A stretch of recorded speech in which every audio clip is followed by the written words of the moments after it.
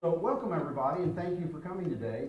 We're so excited to talk about decluttering and downsizing, and I think it applies to every one of us. I know we downsized a few years ago, and it took us some time to go through and figure out what we were going to take and not take to our new place. We sold our house and moved into a condo, and we shrunk a lot. So we had to do a lot of decluttering to get that taken care of, get rid of kids' stuff and get rid of grandkids' stuff, and figure out what stuff of ours we can get rid of. So that's what we're here to do today.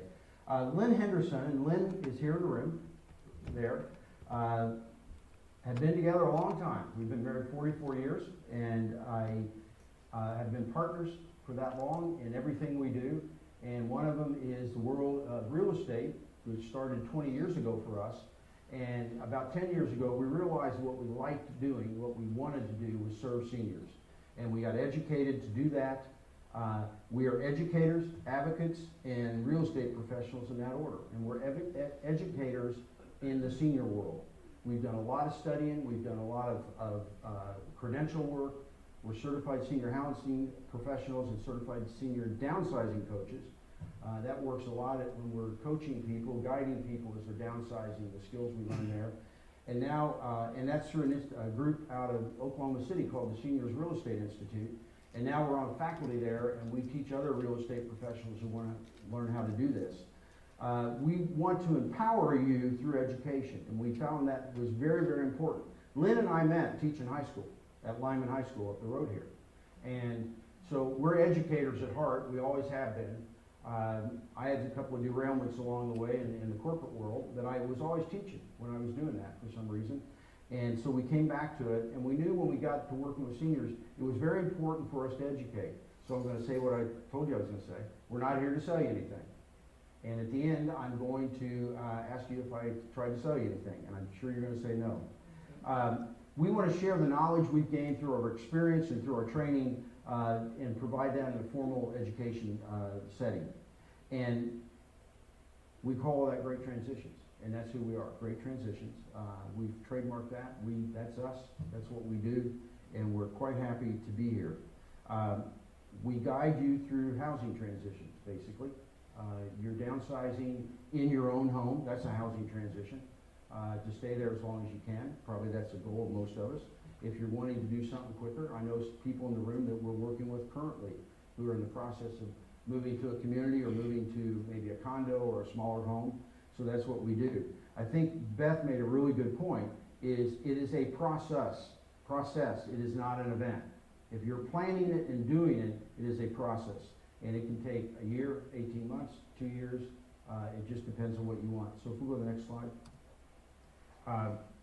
If you're going to start doing that, you're planning. There's two reasons people leave their home at our age. We've planned to do it, we've decided to do it, and we've done it purposely, or a crisis happened. One of the spouses, dementia's just gotten too far, I can't handle it anymore, there's nothing I can do anymore, we've got to move. Somebody was injured, ends up in the hospital, and they can't go home. When that happens, what tends to occur is a family member, a child, usually flies in, because most of our children don't live in our state, I know one of ours doesn't, and they tell us what they're going to do and what we're going to do. And that usually happens over a weekend. I know with my family, with both my parents, it happened, and I flew in and I said, here's the deal. I got to be at work on Monday, so here's what we're doing this weekend, and you're not staying in your house.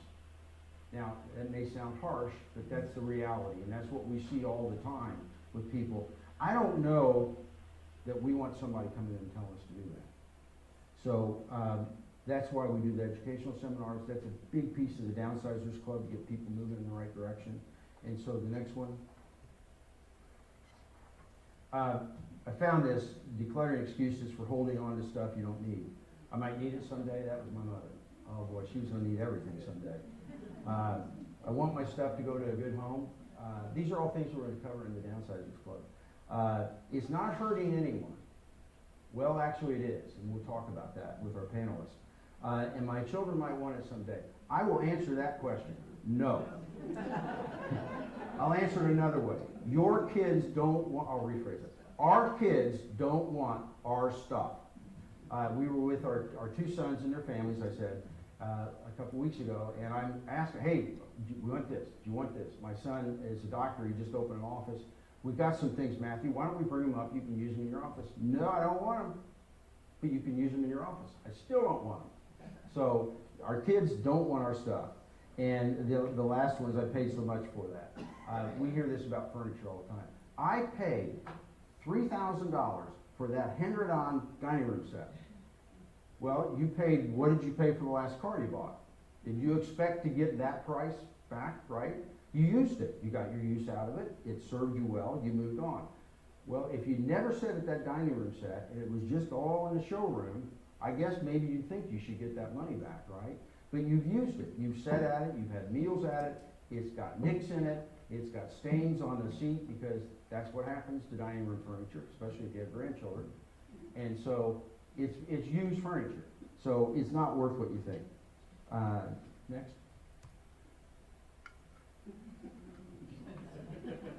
Or this can all be yours someday. And how many people have that attitude? I remember talking with my father and saying, Dad, you got a lot of stuff. What am I going to do with it? And his comment was, you'll figure it out. That is your deal, Paul. You get to figure that out on your own. So I want to challenge you to ask yourself this. Who will be tasked with making decisions for you when you're no longer able to make them for yourself? Something's happened, and you can't make the decision. You're either incapacitated and can't make it, or there's so many things going on around you, you're just not able to make that decision. So who's going to make those decisions? My father's made it very clear. It was Paul's problem. You get to deal with your three brothers. I won't have to. And the second part of that question is, are you going to agree with what they do? Are you going to agree with their decisions? So I think that's the last slide, right? Mm-hmm. So if you'll shut that off. After getting going here, I hope you guys didn't fall asleep. What's clutter do for us? Interesting statistic. There are more storage units in the United States of America than the rest of the world put together. And they're building them every single day. I'm not going to have anybody, don't hold up your hands, but how many of you guys have a storage unit outside of your house? I guarantee there's some people in here that do, and they're paying a lot of money for them. So there's a lot of things it does for us. We're going to get into that now. We're making the assumption here that your decluttering world, your decluttering goal here is because at some point you think you're going to downsize. So that's kind of the tack we're taking as we discuss this. Again, if you have questions, please ask. Let the mic runner hold the mic for you so that we pick you up. I'll repeat the question. As I said, I may paraphrase it. If it's a question I think is best wait until later. Please don't be insulted. Everybody's going to stick around and answer your questions as long as we can stay here. So, Jane, tell me who you are. Or tell them who you are. Hello everybody. I'm Jane Cole. I'm a certified professional organizer, working here in the Orlando area since 1998. And a lot of my business came about because of my parents passing away at an early age. I was 17 when my mother passed away. I was 22 when my father passed away, so I became executor of an estate. And so then I had to deal with their stuff that was left. And so that's really where my journey, my business, everything came from. So anyways, that's it in a nutshell. So Diana. Hello everyone, my name is Diana Uricchio. I'm the owner of Octo Digital Organizing here in Orlando, Florida. I specialize in helping clients organize and digitize the vital documents they have to keep and the precious memories that you want to keep. And like Jane, actually a lot of my business, the reason I started, came from a combination of my tech background in corporate, but then also after my father passed away and helping my mom organize all the vital documents and all those memories. That really, I saw a need for this for so many people out there. You know, it's one of the things we kind of forget about is those documents and how important they are. I know we had a situation a few years ago where allegedly there was a trust in place, the owner of the home was deceased, we were trying to figure out what was gonna happen, and we're working with the attorney on this, and no one knew where the document was. And so we didn't know if it was gonna be a situation that was intestate. They found some documents that looked kinda like what it might be. Well, eventually we were able to find those documents that were totally contradictory to everything else we thought. And I'll say that, to everything else the attorney thought. So those documents are very critical. Otherwise, the court's gonna make the decision. And if you have any questions about that kind of stuff, Linda Solash Reed will be here afterwards. She's our elder law attorney. Okay, Jane, when I sent out, and I always ask our panelists to give us questions and give us extra questions and react to the ones I come up with. You sent back a real fancy word. The Pareto principle. Yes, so what is that? So the Pareto principle is basically, it's a numbers rule, 80-20. You've probably heard that in lots of different areas of your life, you know, from business to sports to health to whatever. Also with organizing, but 80-20 in the organizing profession is that 80% of what we own we don't use or need. It's not a priority. It's not something that's of utmost importance. And so in dealing with that, a lot of times with my clients, I speak to them about, especially with the downsizing, is that with the downsizing, 80%, when you stop to think about that, you're sitting in a room and you're looking at your stuff and you look at it, 80% of this I don't need. I want it, but I don't need it, okay? There's a difference, and so with the downsizing, that's one of the important things to really keep in mind is the Pareto principle. 80% of what we own we don't use or need. The 20% is the things that are the beautiful and useful things that we want to take with us and keep, you know, even if it's not downsizing, even if it's just in your home, the 20% is what is the beautiful and the useful. So when you see something go, oh, I forgot about that, where did we get that? I can't remember. That's the 80%. Correct, yes. So decluttering, downsizing, we use those words interchangeably all the time. Is there a difference between decluttering and downsizing? Yes, there is a little bit of a difference there. The decluttering is basically letting go of some of the things that are not, you know, that are that 80%. You're letting go of some of the things that are causing stress, that are causing safety issues, that are causing sanitation issues, physical issues that are around the house that are getting in the way. Or aesthetically, it might not look good because it could be just things that don't have a home. So you set it down. I know we're all pretty good about that. Every once in a while, I'll do this later. I'll set it down here and then do it later. But it never goes to its home. The item doesn't go to its home, and so it sits out along with everything else. Then the items get lost, and so that's the decluttering, is letting go of some of that stuff or finding a home for it. All right. The downsizing is a little bit different because at that point you are literally having to separate and say, this is what is the utmost importance. This I just need to completely find a new home out of my spaces so that I can move. I might be in a smaller space, that sort of thing. So, you know, there's a little bit of a difference. There's decluttering that's involved in downsizing. But downsizing is basically is getting ready or preparing for a move. So Diana, what are some challenges people face as they're considering decluttering? What are obstacles that come up, and what happens when people continue to accumulate and don't de-accumulate, don't declutter?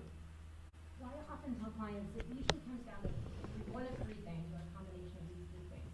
The first is people want to simplify. They want to simplify. Many times that's where the downsizing comes into play. They want to be able to find their photos and their vital documents easily, and just have a system in place. For others, they want to secure what they have. For those folks, sometimes it's not about the footprint or making it smaller. They want to make sure that they're safe. And that's a whole different story. And that means that you know not only where they are and that you can find them easily, but are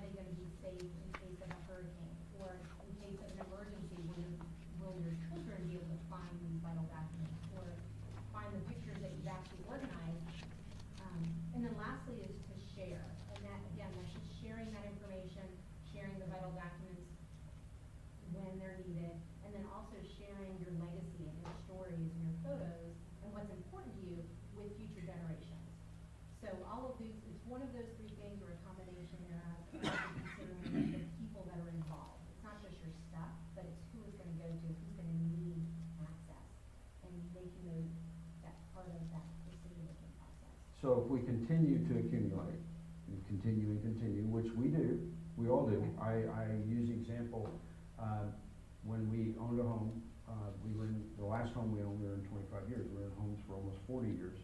And every project, you had a couple of screws left over. The guys understand this, right? I mean, I don't know where they came from, but there were screws left over.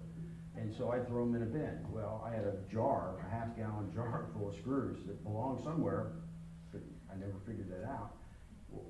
You know, it accumulates over years. So I recycle all those. Diana, what are some benefits to decluttering?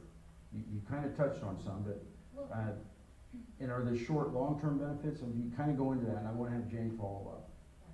A couple things, obviously, just the sheer overwhelm of too much stuff. And I think a lot of times you sit back and realize people get immobilized because they can't make decisions. And when you have 50 decision points, it is overwhelming. Versus when you do kind of create that downsizing, that organization where things are simpler, it makes there's less of that overwhelm. You're just gonna have to lean up to Okay, it. I'll Try to lean up. turn it as far as I can without feedback. Is that a little better? Yeah. Oh, yeah. Perfect. The next one, again, especially when you're talking about documents and memory, I would say is the emotional piece. Again, so many clients get completely stuck. They know they need to downsize those albums and those scrapbooks and the documents, but it's completely overwhelming because every time they look in any direction, they're looking back at years of memories, years and meaning. I often joke with clients, sometimes if I know the client's really struggling, we create what I call the red wine box. And those are those things that, we can't even go to just yet, but that box you need to deal with later on tonight, get your glass of wine, sit back, and just kind of address those feelings, everything, and then oftentimes that's how you just let go of that. And, face that, get it out, and then those are things that you no longer have to look at and deal with. And then obviously the same emotions that are going to be stirred up for your children or the people that you care about in those instances where there's an emergency or you're in the hospital and suddenly they're searching through the house to find documents that are imperative. So all of those things come into play if you haven't made those decisions to downsize and organize earlier. So, what did we miss, Jane? So there's also the physical, when you do have a lot of stuff, it gets in the way of, walk spaces. I mean, I've actually had clients where literally there is just a walk space.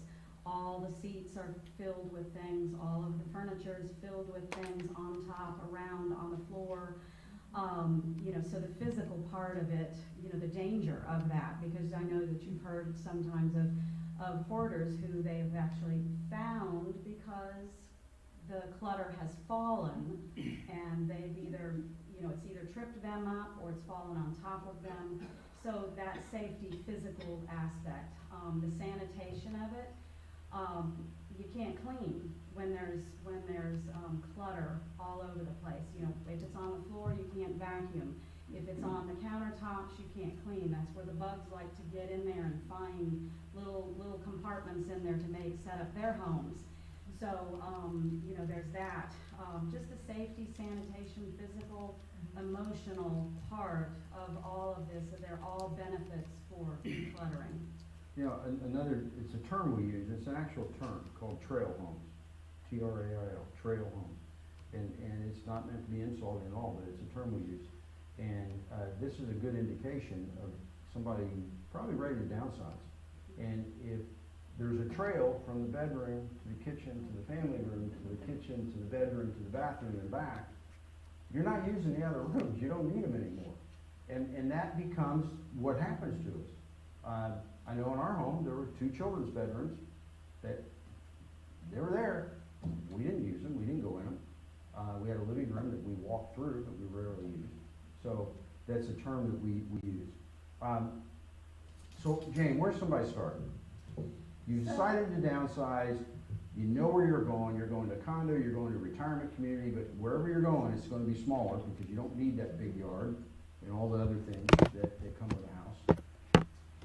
So usually, having a floor plan, when you have chosen the place that you're going to be moving to or downsizing to, is having the floor plan, first of all, is knowing what are the measurements of that building or that space, walls, doorways, everything, height, everything, so, of windows, to know, because then, once you have that, you've got the measurements and the space and what exactly you're gonna be able to take, then you're gonna measure your furniture at home and figure out, well, what can I actually take with me that's going to be suitable for where I'm living, and that's also going to help me, because, we have our stuff, our caravan of stuff that we're gonna take with us, but we have to have a place to put it, right, when we get there. So, at that point, you're choosing furniture, and that's gonna be, the form and the function over just the form, okay? And what I mean by that is the furniture that you choose needs to be functional as well as have a good look, a place that, something that you're gonna feel good, that you enjoy looking at in your space. So form and function as opposed to just form, which is the look of it. And an example might be just a table that sits over in the corner, and that's all it is it's a table to put things on, which is going to, of course, gather clutter, which we're all real good at because it's a horizontal space. But if it has function, it has drawers, it has a place to put baskets in it, it's got, anything that makes it more useful in your new space. So that's basically what I usually start with when I'm working with clients that are downsizing. And so that's what you both start with when you go in. You start with a floor plan and figuring out what furniture. If you have a taller piece of furniture, you probably don't want to stick it in front of a window that comes down within 2 feet of the floor. I mean, they go into that kind of detail. So you talked about in the questions you sent me the services of a community. So why are the services of a new community important for somebody as they're getting ready to decide what they're taking with them? So the services, that's something that you're going to want to know is what exactly am I getting with this space? Am I just moving to an apartment where it is just me and I have to keep house, I have to cook, I have to clean, I have to do everything? Or am I moving to a place where I'm going to have 30 meals? Am I moving to a place where they're going to actually come in once a week and clean? The maintenance, is somebody going to come in and maintain my place? If the dishwasher breaks, I'm not going to have to get out my toolbox. They will come and fix it. So knowing what those services are, then you can make better choices as far as what you're going to take with you. So if it's housekeeping, do you need to take the big vacuum cleaner with all the gadgets and pieces and parts, or do you just need to take a smaller vacuum that's maybe just a little quick up, if you spilled something or dropped something on the floor? Meals, again, if you're going to have 30 meals provided for you, then how many more meals are you going to, if you use those for your dinner, it's lunch and breakfast. Well, what do you eat for breakfast and what do you eat for lunch? Are you going to be cooking big meals that you need to take? Every pot and pan and the largest pot, like the big lobster pot and all that kind of stuff. So it helps you to make a better choice as far as what you're going to take with you based on the services that are provided there for you. I think it's kind of obvious for the guys that if we're still mowing our yard, we're not taking the mower when we move to the community. I'm not going to pick on anybody, but we were with a family, and she said, I'm sick of cooking, I don't want to cook anymore. And she took every piece of kitchenware she had with her. And so we're saying, well, wait a minute. You said you were moving because you're sick of cooking. You've been married 60 years and you don't want to ever cook another meal. So she takes it. And we were with them yesterday. We got them moved, they're settled in the community, their house closes today. They're going to be so happy. And so we were with them yesterday to sign documents. And I said, so how's your kitchen going? I don't know. We don't eat here. So she took all that stuff to not use it because the community they're in has really good food, and they're eating 2 or 3 meals a day at the community. They don't cook anything at home. I will tell you that the most common thing we see with people who live in communities and I'm talking about communities where they have a dining room and they are providing meals, is they do not cook. The ladies will tell us every time, nope, haven't cooked since I got here. Why would I cook when I can walk down the hall and let somebody else do it for me? So, 100% of the time they take too much kitchen stuff, is what we found. So, Jane, when somebody gets into this, I know you got a system for what they're going to take and not take. So what I teach my clients, because I do give homework in between sessions when I'm working with clients, because that's actually what brings the cost of it down. But the system that I use is starting with stickers, is going around with, especially with the furniture, is putting a sticker, a red sticker, meaning it's not going with me. It's stopping right where it's at.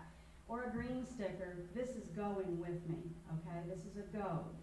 And so at that point, we start separating items as to their importance, their priority. Are we using it? Is it a part of that 20% of the things that we need? That's what we're looking for. We're kind of going shopping with our stuff and looking through to find what exactly is going to be most important. Separating things into, I'm going to donate this, I'm going to trash this because nobody wants it or deserves it. I'm going to sell it, okay, and that could mean an estate sale, or it could mean a garage sale, a yard sale, or giving it away if you're lucky enough to have a child that would like to take something. But by the way, they will always take money. They will take your money, that's for sure. But, it's really kind of figuring out what are you going to do with it, and there's decision making that goes along with it, and that's not easy. And so my biggest thing with clients is start now, even if it's not until 10 years down the road or 5 years down the road. Start now. In fact, I always have a box in my garage that's there because it's a box for me to say, I'm going to let go of this and I'm going to bless this to somebody else. Notice I didn't say get rid of, because that's a psychological thing that goes on in our brain. When we say get rid of, your brain turns into that, oh, but you spent money for that. Oh, but Aunt Martha gave that to you. So what we want to do is use the positive language and say, you know what, it's time to bless this to somebody else, or let it go. I'm tired of looking at it. Somebody else will love this item better than I'm loving it because it's sitting in a corner getting dust all over it. I'm not using it, all right?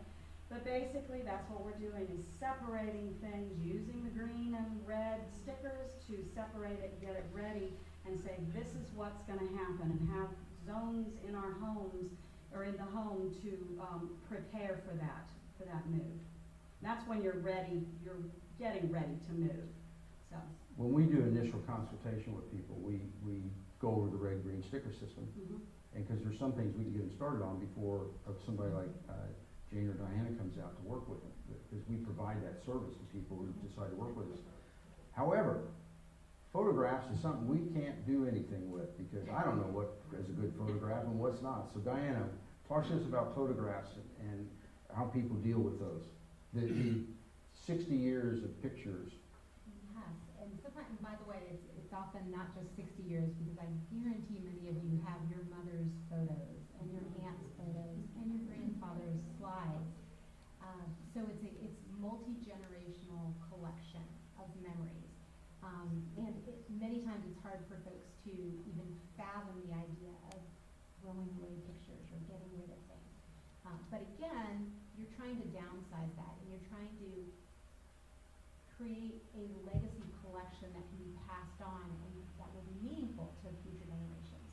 And hopefully with technology, you'll be able to do that in a smaller footprint. So the first thing I tell clients is we're going to just look and we just assess the mess, whatever it is. And find out what you have. Do you have loose photos? Do you have albums, scrapbooks? Do you have the 30s, albums from the 30s and 40s on these black pieces of paper with the silver writing? Do you have slides? What type of media do you have? And then based on that, you can make the right decisions to break this down into smaller little projects, and also consider who's going to be receiving this collection. You personally may not be excited about digitizing photos. You may not really be interested in looking at your photos on a computer. But your kids and your grandkids would really like to have it in that format. So many times you may be organizing things for yourself in one format, but for future generations in another format. And then also based on all of those, you can make decisions. And if you're not comfortable, or if maybe your kids aren't involved in the process, there's ways to find out about things like digital frames, for example. So you can take that bookshelf of albums, take all those pictures out of the albums, have them scanned, and all of a sudden your new home may have a digital frame that actually is going to rotate all of your favorite photos. So you actually may be enjoying more of your photos in a small space than you are currently enjoying them now, because chances are those are albums that have pages that are stuck together, that are dusty and falling apart, and many times clients will realize that this process will help them update and enjoy their memories far more than they even knew they could. How many of you take pictures with your phone? Right? All of our kids do. They don't have cameras anymore. Well, there's digital systems now. You take that picture and you hit share or whatever the function is on your phone, and you send it to a email address, which puts it on the digital frame in your living room, or the digital frame in your children or friend's house. And conversely, our grandchildren, our children and our grandchildren send us pictures all the time to a digital frame. And it gives us an alert when we get new pictures. It's pretty slick. Yeah, it's great. So we get to enjoy, one of our children lives out of state, and so we don't see him very often, so we get to enjoy that kind of stuff. So it's pretty slick, and you're already taking pictures with your camera, so you're in the digital world now. And it's a fun way to interact with your grandkids, because all of a sudden when you show them a cute picture of you at 16 on the beach in that cute little bikini, they relate to that. They say yuck.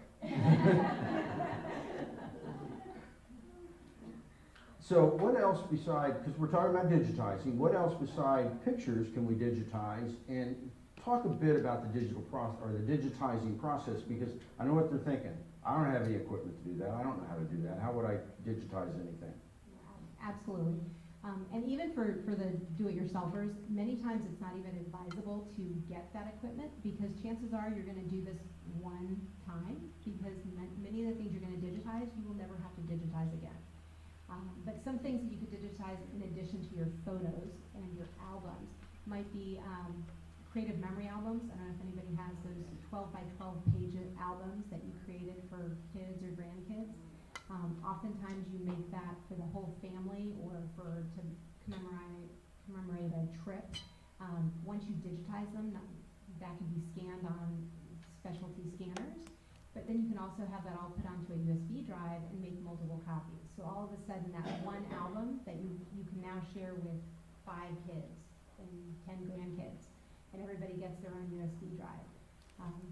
You can also scan things like family recipes. That actually is a great thing to share. And I've even had clients take their family recipes. Not only did they digitize the entire recipe box from grandma, but then they created like a photo album with pieces of memories from holidays and times that they were sharing, family meals. Any kind of collection that's important to your story. I've had clients that wanted to commemorate their career. Oftentimes you're retiring from, a job that you love, but your grandkids don't know you as who that person was. And that's a great thing to digitize, and just some of the memories of, could be old pictures of your business or where you started. Really anything that you care about, you can either digitize the photo of that, or even take photos and combine that with digitized photos. So what about vital records? Vital records, it's a combination. I usually say it's a hybrid. I help clients do what I call a grab and go kit, because you do need physical copies of many of these things. But I also believe that you need to digitize those, so that when you're in the hospital, somebody can access that. Or if you need to share something with your kids, they can get a copy of these documents. The way you can do that is obviously you can use a document scanner out there. There are a number of them. I personally like the Fujitsu ScanSnap. But also now you can digitize with your phone. You can take your notes app on your phone and digitize to a PDF in a matter of seconds. And as long as there's a process, you know where that file is going and you have a place for it to be stored, you're good to go. And then the only thing I would add to that is just making sure that if you are digitizing and if you care about these documents or photos on your computer or on your phone, make sure that these are getting backed up. And there are some, number of different things you can do for backup, but that's also very important when you're digitizing. And so, for example, let's talk about backup for a minute because I think that's important, and also whom we would share records with. I think if you've got a will, a trust, whomever is the executor or the trustee would be very important that they know where the access is to the document if they don't actually have a digitized copy of it. Correct. And I know you're very technology based, so there's things available to them today on their computers if they're using Microsoft, for example. Mm-hmm. So you want to touch on that? Absolutely. Now you're talking In Apple, any of the Right. systems that you use. Right. So there's things like OneDrive. There's Google Drive. These are all what we call cloud-based storage options to save your files to. The biggest thing I say is that you need to have a hub for your vital documents and a hub for your photos, and hopefully that's one place that all of those things go. So you know where they live, and it's much easier to back up or to move or to find things if they're all in one place. It's just like if you had a box, that's where all those vital documents go. They go in that box, so there's an emergency, you grab the box and you run. But with your documents or your photos on computers or in the cloud, you need to just know where they live. And then secondly, you need to make sure that that hub is backed up. I personally love Backblaze. Backblaze is a cloud backup service that you can, costs about $60 a year. You sign up for it, and it will back up your computer or a hard drive or anything that you have plugged in. And once it's initially done that backup, every time you save another document you add to your computer, it's getting backed up into the cloud. And by the way, the cloud, all that is that's just another place somewhere else, not in your house, where these files are being saved. The reason that that is so important is a lot of people will take a hard drive and say, oh, I'm just going to back it up on this hard drive. Well, if something happens to your house or your computer, chances are the same thing's going to happen to that hard drive that's sitting next to the computer or that's in the closet. So you definitely want to have a backup that is off-site. There's an interesting article actually just this past weekend. I don't know if you guys are familiar with Marnie Jameson, who writes for the Sentinel. She lives here locally. She actually called me 2 weeks ago, crushed because her daughter's getting married and she was trying to compile photos and found out that the hard drive that she had been diligently using to back up had crashed. And it was, so we had this whole conversation. The article was actually in the Sentinel this past weekend, talking about just that.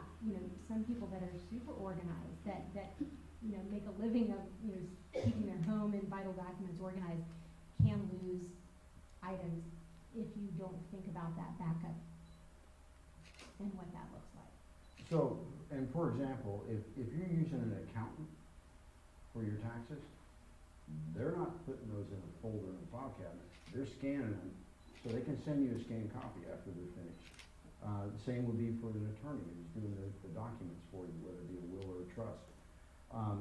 We've touched on stuff, but are there places people can take things and drop them off and get them digitized and then get it back? There are a few. When it comes to vital documents, I'm not talking about vital, Okay. I'll back off a second, Oh. I'm sorry. Let's talk about photographs, Photos, yes. old VHFs, old tapes, those kinds of things.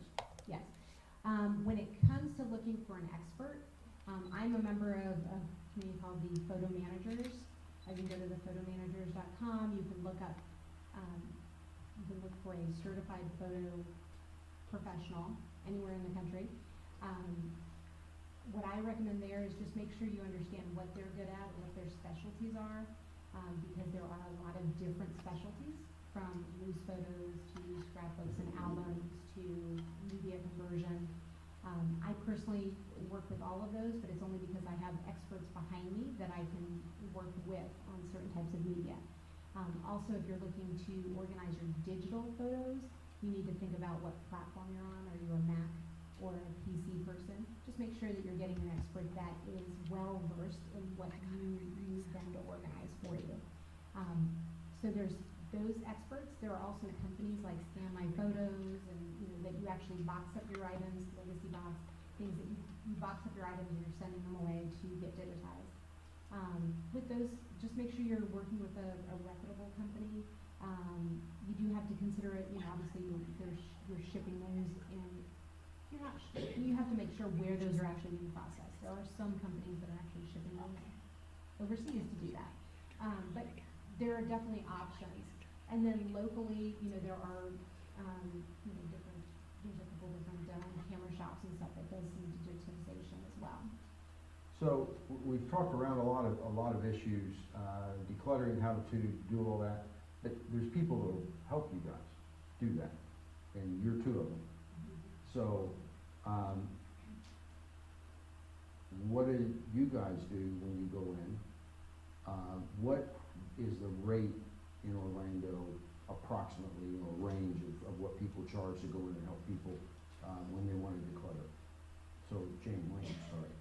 So for a professional organizer, you're gonna spend anywhere from $50 to $125, $130 an hour to work with an organizer. It just depends. You have organizers who are extremely well versed, and then there are other organizers that are hobbyists. So you have to be careful about that when you're choosing an organizer. But basically that's about the price, and as I always say to my clients, when you do the homework in between times, that's what's bringing the cost down. So, it may be a sticker shock when you look at that, but again, think about how long it's taken you to get to this point, how long is it gonna take you to get out of this point, and what is that cost? And the sooner they start, the more you can do on your own. If you call, this is our difficult first appointment with somebody. I'm moving in 6 weeks, and I haven't done a thing to my house the last 40 years. We want a minimum of 6 months to get people organized, because we're bringing somebody in to do that. So, Diana, go ahead. Yeah, I was gonna say, and in that scenario, what you don't see is the money you're actually spending to move items that you would not have to move if you had actually decluttered earlier. So those are things that you may be spending with an organizer early on, but it's actually gonna save you money and headache later, because you're not having to pay for that storage unit, you're not having to pay for the physical boxes that will have to be moved if you don't have enough time to address them. Photos are a perfect example. If that time frame is too short, and I've seen that, they are literally boxing up tons of albums simply because there's no time to address them, and that's costing you money. The other point is, if you are working with an expert, and it may seem like a lot of money to have your digital photos organized, what a professional can do in 1 hour could literally take you weeks or months to do, and that is because there's a lot that goes on behind the scenes to keep up with technology and keep up with the ways to get these things done quickly and efficiently. Typically, the system that Lynn and I work under, and people with our training do, is that we move somebody to the next place they call home first. And so they've moved to a community, or they've downsized to a condominium, and then they give us the keys to the house, and we handle the house. And one of the first things we do is bring in an estate sale company. Well, and the estate sale company sells, and you get paid whatever money is earned from the estate sale. But if you take it with you, you're keeping it, because after the estate sale's over, there's nowhere really to sell things that you took and didn't need. Like the people who took their entire kitchen with them. Well, it's going to be with them a long time, because there's really nothing they can do with that other than give it away. So there's no monetary value to them after they've taken it with them. So this might be a loaded question, but is there a downside to getting rid of things and decluttering? What is it? I'm asking both of you. Downside would be,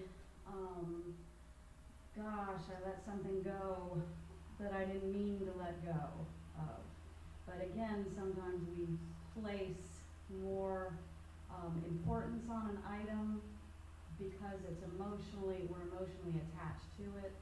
So I would say that sometimes can be a downside of letting things go or doing an estate sale. Gosh, I didn't mean to let that go or whatever. So, and then that brings in the emotional part of, which the whole thing is emotional from start to finish. I think one of the things we run into, and then I'll let you jump in, Diana, is people start getting rid of things and they get rid of too much, so there's not enough left to do an estate sale. When you bring a professional in, they're not gonna let you do that. They're gonna help you sort through, as you said, give homework so that they keep the cost down. But Diana, as we talk about the potential things that people could do, the downside of people actually doing it themselves, trying to do it themselves. And the downside to that, one I would say is that when they find themselves in that urgent point where everything has to go, that's when they're getting rid of things and then they regret it because they actually let go of boxes they didn't have time to sort through. I think if you're intentionally downsizing, I can't even think of an example of somebody saying, oh my gosh, I wish I didn't downsize that. Because if you've taken the time to systematically go through and make decisions, you've dealt with that and you've let it go. And it's more often than not, they find so many positive things, at least in their photo collection. One of the biggest things I find is when people let go and they have fewer photos, now all of a sudden they see the gems in their collection. And then all of a sudden, your photo collection becomes this place that you go to. Instead of shopping for a gift, you go and get an incredible old memory and put it in a beautiful frame, and now it's a gift for someone in your family. There's just so many things, positives that I think come out of that. As far as, it's hard to come up with Photos downside. is a good example because I think in our digital world, we just click because it doesn't cost us anything, right? We don't have to get we still know what film is. Explain that to your grandchild.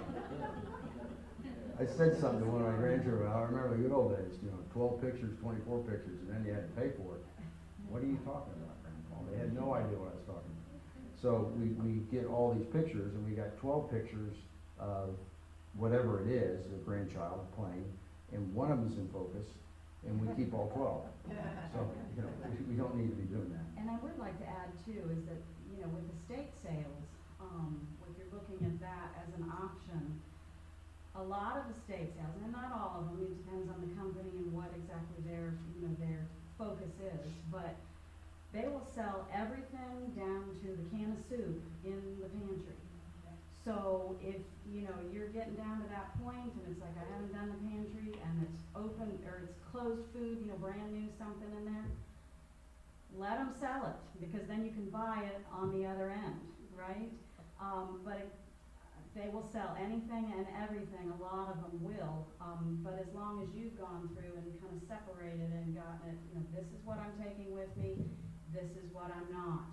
So at that point, let's see if the estate sale company will sell everything for you. They'll give you better parameters on that, but don't feel like you have to give everything away. If you sell it, at least you're recouping some money, some funds to go towards something else that you need to do or want to do. And I want to touch on that, and then we're going to open up for questions for both of you guys. We focus on the positive, and the positive is what you're taking with you, not what you're leaving behind, right? You want to touch that? As far as what you're taking with you, you do want, you may be starting new in your new place, but there are memories that you want to continue on. And I think so many folks think that they're having this downsizing process is that negative. But one of the beautiful things with technology is now you can actually take all of these memories that took up a huge amount of space and actually take the same amount of memories, and it can be, right there in that, 8x10 digital frame. Or you can share them with all of your kids around the country digitally.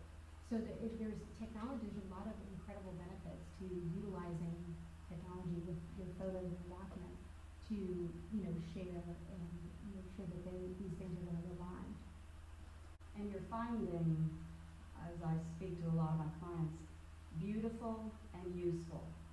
That's, if you can keep that in mind, beautiful and useful. It's actually from an 18th century designer, William Morris, who said, have nothing in your homes that isn't beautiful or useful. And that was back in, what, 1700s, he was saying. So it's, you know, it's a worldwide, lifelong, you know, time piece.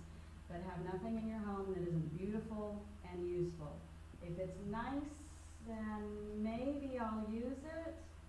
That's probably a part of that Pareto principle, 80%, right? So really look at that. Is it beautiful and useful, or is it nice and maybe I'll use it? One we hear is, in general, grandma's china. I got grandma's china, or I got mother's china. Do you use it? No, but I can't get rid of it. It's mother's china. Well, where is it? Well, it's in a box. So keep a teacup and a plate or a serving bowl, and that's your memory. Right. So- Or take a picture of it, and it sounds really, you know, you can take a close-up picture of the, you know, the design on that, and all of a sudden make, you know, make some thank you Some notes or artwork. artwork. There's so many creative things you can do with a picture or, you know, just digitized memory of that without having to keep that physical item. And that's the that makes the whole advantage. set. That's the advantage of bringing a professional in to help. So, questions? Who has questions?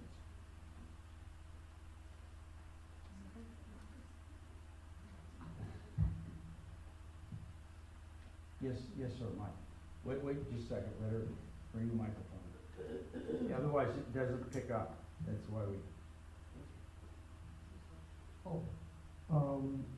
What is the formula for deciding what memories to hang on to? What things are memories to hang on to, and what things are memories that you shouldn't hang on to? Because that's a difficult decision to make. This thing is this huge, and I got it when I was in high school, when it was presented to me. It's a 6 by 9 foot poster, and it means a lot to me, and I don't want to get rid of it. How do you make a decision in that case? So I think there's two questions here. One is, part of that decision-making process is what would we consider to be something good that we want to keep? And then in this specific case, he's got something that's really big and it's probably in the way because it's really big. And so what are some options for that? So I'm gonna let you handle the options for that because I think I know what you're gonna go through. There's a couple different things to do there. So first off, that when I was saying that initial kind of planning, you sit down before you really get into your photos, get into your memories. Think about, you know, who you are, what your stories are. Who are you sharing with? Who is this going to be important to? When you think about those things, then all of those decision points are going to go back to who would want to hear the story about this big poster. And that's going to start to help you make those decisions. That's a big piece of it. The other thing is when it comes to big items, you know, maybe there are items that you are going to keep physically, but there may be ways to take photos of that item or to have them digitized professionally. And by the way, you know, a lot of professionals are using camera scanning today, which is essentially taking photos of items. So depending on what you're going to do with it, will depend on how it gets scanned. If all you want to do is capture that memory to be able to show your grandson, hey, look what I did, and this is the story behind it. Maybe just some snapshots is enough. If you want to reproduce that into a piece of artwork, then that may be a time that you need to have a professional digitize it, so it's digitized in a way that it can be reproduced. Also, you're thinking about how you're going to look back at this. Is this something that is part of a story that needs to be chronologically collected? Or is it just something that is a theme in your life? Is this a poster? By the way, what is the poster of? Or what is the item? Yeah. Okay. Kind of hypothetical, Okay. because there's a couple of items that are about the same size, rolled up against the wall. Yeah. Yeah. And I often tell my clients is the way we're gonna organize is hidden, the answers are hidden in your collection. So some collections need to be organized chronologically, and we'll set up, you know, either by year, by decade. Others are theme-based. So for some families, if you have, you know, your kids and grandkids, you might have been really into, you know, soccer or baseball, sports, maybe it was travel. And if that's the way you're gonna be recalling those memories, that's the way we need to organize. So those answers really come out as you start going through these memories, and you start to see the themes, and then you start to think about how you're gonna be using those memories, and you can better decide, do I just need to take a quick snapshot, or do I need to actually keep a few of these physical items? So Jane, as people are going through and trying to make decisions about what they are gonna keep or not keep, on a very global standpoint, are there some hints? Well, I was just thinking about what Diana was saying, you know, with that, choosing the items, you know, if you've got that collection of, say, space stuff, and that was what your life was all about, was space, working out at NASA. So, at that point, is looking at all of it and choosing the one that is, this kind of represents everything, and I'm willing to take this because it represents everything, and it's beautiful and useful because it's a memory that I have, but also, and then having the pictures of all the other stuff, you know, so that you can then find somebody, if it was NASA that you work for, and you've got all this stuff that's maybe historical, that nobody else has a copy of, if you start early enough, you can make some phone calls and say, hey, look, you know, I've got this stuff that I really think that you as a, you know, company or whatever, it's historical, it's something that nobody else has. Maybe you can find the right person, because I think a lot of times in letting go of things, it's our fear of letting it go and who's gonna get it and what are they gonna do with it, are they gonna take care of it, you know, because it was special to me, so obviously it needs to be special to somebody else. So really kind of opening up the box, and instead of just the kids or the grandkids, it's really starting to look at, because we already know they don't want it, you know, but the stuff that we want to let go of, we want to find a good home for, is start to do that research and say, you know, maybe the company that I work for, maybe they want this back as a part of their archives, or maybe it's something, you know, it's really just kind of opening those parameters to find where can I take my stuff that somebody's going to appreciate it.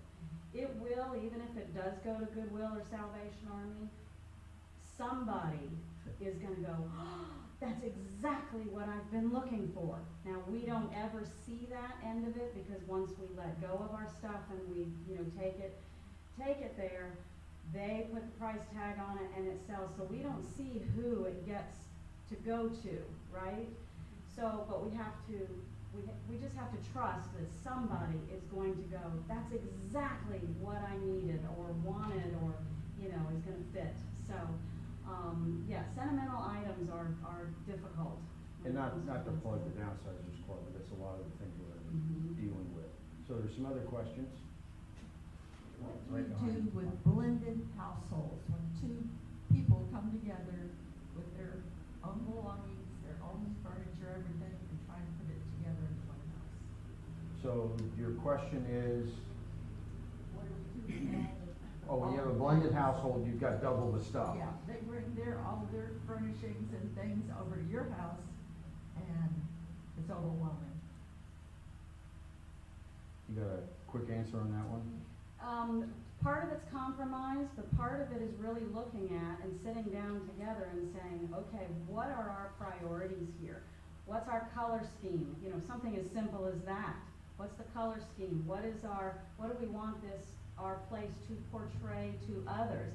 It's gonna be a combination, because there's some things that are important to you and there's some things that are important to the other person, but really kind of looking at that and saying, okay, I'm willing to let go of that because it's not going in our direction, but, you know, looking at color, looking at the size, looking at the shapes, looking at the lighting, looking at, you know, all of that, and coming down, you know, and saying, okay, we've set these parameters, does this fit that parameter?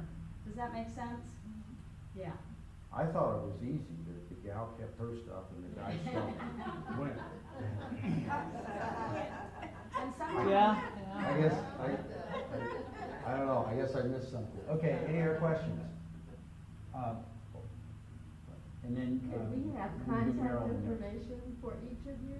It's like spell your last name, Diana, do you have a website, either of you, or a phone number? They're gonna stay afterwards, their stuff's gonna be on the screen.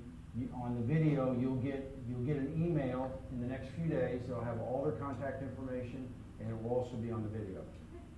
And there's also information on the back table for each of them. Oh, So okay. there's some flyers, business cards, and all that. This regards jewelry, which I don't have a ton of valuable jewelry, but I have historic family jewelry kind of things. Is it best to do, like you said, take a picture of the things, maybe write a card and put the picture, say where it came from, who gave it to you, how old it is, something like that, or what do you do with things like that? So the question is about family jewelry, and you're wanting to preserve the family jewelry to pass it on to somebody else? Well, let them know what it's about. Okay. And they can decide if they want it or not. One thing I'll tell you about jewelry and another sterling, if you've had sterling passed down, nobody wants it. The jewelry, many times they don't want it because it's, and you can go sell it and go on a real nice trip. Or take the jewelry and have it like a grandmother's or mother's or a great aunt's or whatever it was, and put it into something that you'll enjoy. And have the jeweler, and you want to go to a small jeweler, but have the jeweler rebuild it for you into something that you want. Paul, there's a remarkable contact here in Orlando. I've had a lot of my great-grandmother and great-grandmother's brooches, clip-on earrings repurposed, and I wear them all the time. So if you want to contact, I'll give you that. But as far as they're going to keep it, I'm going to let you touch that real quick, because we're going to Okay. have to wrap up. Yeah, I understand, yes, as far as, because you're wanting to kind of take that item and pass it to somebody else, and they decide, of course they decide. What it is, so they know it. Yeah, so putting a card with it, or having a notebook that talks about the different items in your home, having a picture of that item maybe that goes along with, so that, and you describe, okay, this was Grandma Martha's, and she received this when she was coming across on the ship, and, you know, whatever the story was behind it, you know, so that that part of that legacy is preserved, you know, obviously the picture that goes along with it, and then whoever is gonna decide if they want it or not, but at least that way, if it does go to the jeweler, they have something to go on, you know, a story behind it, and so if that makes it even that much more valuable, you know, when people know, otherwise it's just it's a piece of jewelry, it's a piece of gold that can be, you know, molded or melted down. So I'm going to take one more question for Arnie, and then we're sticking around. There's a gentleman behind you we're going to let, and Mike. We're all sticking around. All of our partners are going to stick around, so please spend time with them. They'll answer your questions. And the gentleman behind Mike. Yeah, I've got several collectibles of die-cast cars and trucks, and I know I need to get rid of them. How would I do that? So there are antique dealers. I'm sorry. The question is, if Oh, he has a yes. collectible, and in this case, that would be some die-cast things, we see those frequently. And Right. is there an outlet for those to go ahead and get rid of them? Yeah, I mean, any of the antique dealers, sometimes you have to do a research online. I mean, that would be because of course phone books are kind of out the window now. But, and they don't tell you much information, but it's, you know, find somebody that can help you to do the research on perhaps is it Publix die-cast vehicles? Or is it just a general, like Mattel die-cast, you know, so that you can then find who it's going to go to most appropriately. Perhaps they will buy it back from you. Perhaps it's something where you're going to donate it. You know, either one of those. But you know, it's doing the research and starting now on some of those items. And I would just add to that, you could do an Excel spreadsheet where, you know, as you're going through them, you know, taking a piece of paper, numbering, taking a picture, and then just logging that. So that way, to James' point, you might have 10 items that this one buyer is interested in, and another 5 items that another buyer is interested in. But while you're going through them, you know, you can just log that into a spreadsheet or have that list. The short answer is if you were downsizing, moving, those are great things in estate sales. They're big draws in estate sales, and we do those all the time. So, a few questions. Did we try to study anything? No. Great, glad to hear that. And then the second question is, what are you gonna do with what you learned today? I trust you'll use the information. You guys you didn't get hearsay today. You got education from experts. So when you're talking to your friends and they're talking about whatever they heard from whomever they heard it from, I guarantee you they didn't hear it from experts. So I think that you become the connection with knowledge now. And I trust you'll use that knowledge, because the answers you get here, it's a safe environment, nobody's trying to sell you anything, and you're getting the correct answers. And I challenge everybody to bring a guest next time. Beth is gonna say something real quick about Downsizer. Yes, if you want to sign up for our Downsizers Club, just, we'll take your name and contact information at the table right outside. And then we'll follow up with you. So I always close with a quote. Clutter's not just the stuff on your floor. It's anything that stands between you and the life you want to be living. And that's by a guy named Peter Walsh, who's a professional organizer, and he's a host of Space Invaders, which is on cable. You can find it. He's a Australian. I've met God bless. Have a great week, and we trust we'll see you next month. Thank you so much for coming. Thank you. Thank you.